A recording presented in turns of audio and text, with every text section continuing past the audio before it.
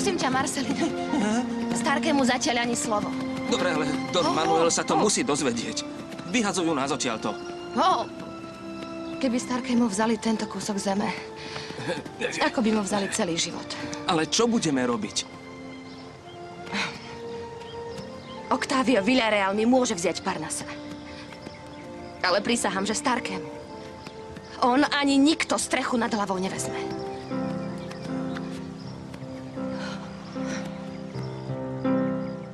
Buď prekliatá. Prečo vždy, keď sa s ňou stretnem, zmocní sa ma ten pocit, ktorý ma znepokojuje?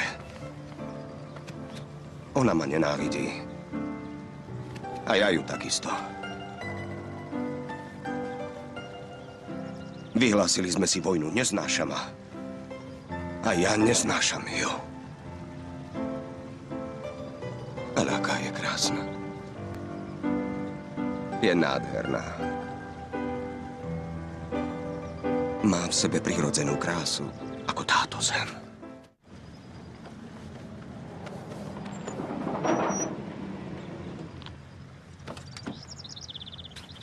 Octavio, hľadal som vás. Mám pre vás prekvapenie. Prekvapenie? V živote som nevidel krajšiu prácu. Sú nádherné. Naozaj sa vám páčia? Prečo si robíš starosti, Marcial? Ale veď je to len darček. Taký... No, darček na rozlúčku. Odchádzate, nie? Dnes. Nie. Sľúbil som tete Josefe, že tu zostanem až do otvorenia závetu. To som rád.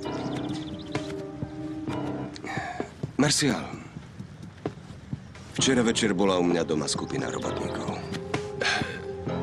Áno, viem o tom a naozaj ma to veľmi mrzí. Bolo to len nedorozumenie, ale už som to vybavil. Dobre, to som rád.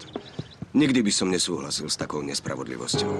Nikto nemá právo urobiť niečo také. Áno, áno, samozrejme. Ale ako som povedal, už je všetko v poriadku. Stretol som to dievčánu Kristínu. Požiadal som ju, aby opustila môj pozemok. Aby opustila majetok ešte dnes.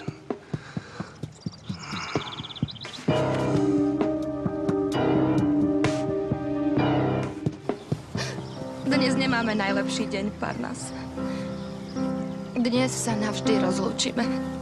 Tak to chce tvoj nový pán Octavio Villarreal. Neobľúb si ho. Nemaj ho rád. A keď ťa bude chcieť osedlať, tak ho zhoď.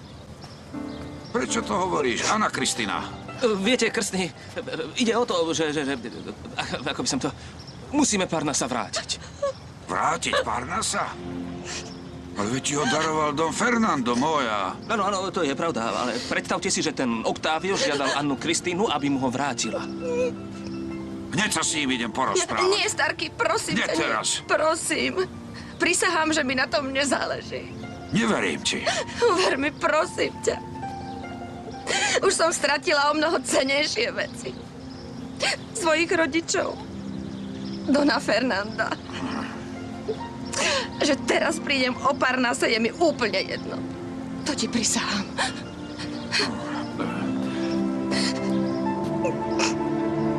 Zároveň som ju požiadal, aby mi vrátila Parnasa. Tvrdila mi, že nikdy iný dar od môjho strýka nedostala. A vy ste jej uverili? Jasné, že to popiera. Určite si myslí, že tie peniaze a šperky, čo jej dal Don Fernando, si vážne zaslúžila, že ho utešovala. Buď ticho. Už o tom nechcem nič počuť. Zaujíma ma len to, aby odišla čo najskôr. Pre ňu to nebude nejaký problém. Anna Kristína už pobláznila ďalšieho chudáka. Jose Alfreda. Jose Alfreda. Ibaže tohto vraj ulovila vo všetkej počestnosti. Budú sa brať. Vážne? Budú sa brať? Áno. A čo skoro? Sám Jose Alfredo mi to povedal. Anna Kristína vôbec nie je hlúpa. Vie, že ak sa s ňou Jose Alfredo ožení, urobí tak koniec všetkým rečiam a klebetám o jej minulosti. Veď vám pravím, je to líška. Octavio vás vyhodil z domu? Áno. Áno, doňa Josefa. A preto som si dovolila za vami prísť. Prosím vás, Predajte mi ho, chcem ho kúpiť. Ale veď Fernando ho daroval tvojmu starkému. Bez problémov ti naň vystavím papiere, bez toho, aby si mi zaplatila čo i len centávo. Nie, doňa Josefa. Som vám veľmi vďačná, ale nechcem, aby ste mi ho darovali. Chcem ho zaplatiť. Kúsok po kúsku. Chcem, aby mal môj starý otec pocit istoty, že má miesto, kde môže žiť a raz aj zomrieť. Rozumiem ti, moja. Predám ti ho. Zaplatíš, keď budeš môcť a bude tvoj. Ďakujem, doňa Josefa. Veľmi pekne ďakujem. Ďakujem.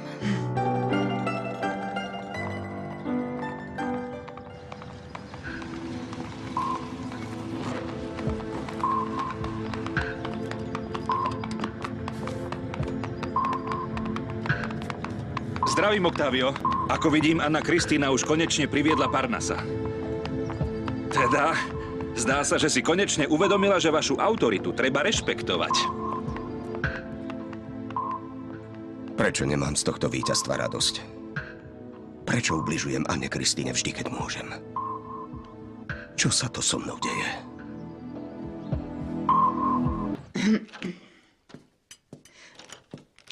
Dobre, že ideš, Octavio. Chcem, aby si vedel, že ten dom mienim Anne Kristíne predať a nikto ju odtiaľ nemôže vyhodiť.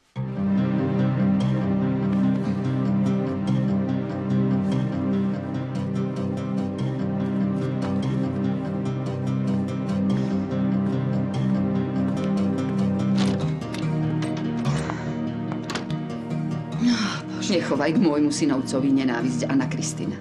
Octavio je možno trochu tvrdý, ale nie je zlý. Pozrite, doňa Josefa, pri všetkej úcte, ale váš synovec je ten najbezcitnejší muž a najväčší egoista, akého poznám. Neviním ťa, že o ňom takto rozprávaš. Najhoršie je to, že sa veľmi zmenil. Predtým to bol dobrý a šľachetný muž.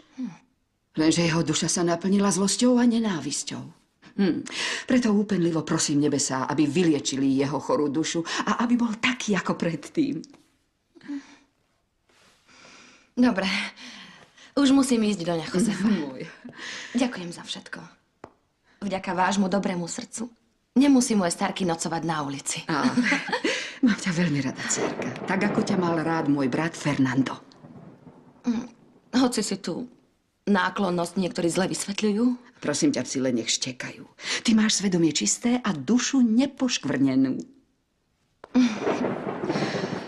Dobre, idem, lebo sa zvečerieva a vyzerá to na poriadnu búrku.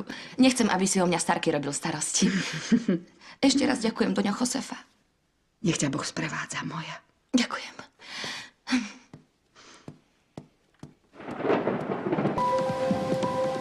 Strýko! Ako si sa opovážil? Ako si mohol z Anny Kristíny urobiť svoju milenku? Hoci to nie je tvoja vina. Lebo ona nie je ako ostatné ženy. Je to čarodejnica. Áno. Aj mne počarovala. Odkedy som ju spoznal, nemôžem prestať na ňu myslieť. A nemôžem prestať myslieť ani na teba. Ty si bol jej pán. Privlastnil si ju.